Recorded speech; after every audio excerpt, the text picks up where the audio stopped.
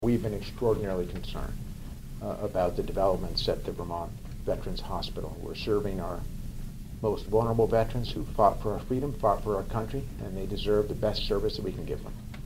We all know the controversy that has ensued. My secretary, administration, my team has been on the ground working together with the local community to try right what was wrong and get back on a better foot. Had we been denied our CMS funding, it would have been a $10 million disaster for Vermont taxpayers on an annual basis and a real challenge to get the dollars that we need to give the care to the veterans that deserve it. I'm pleased to announce that CMS has concluded that we have made the corrections that were necessary and that the funding will continue. I want to thank our congressional delegation. I want to thank my Secretary of Administration. I want to thank the board and all the people who worked so hard to deliver the services.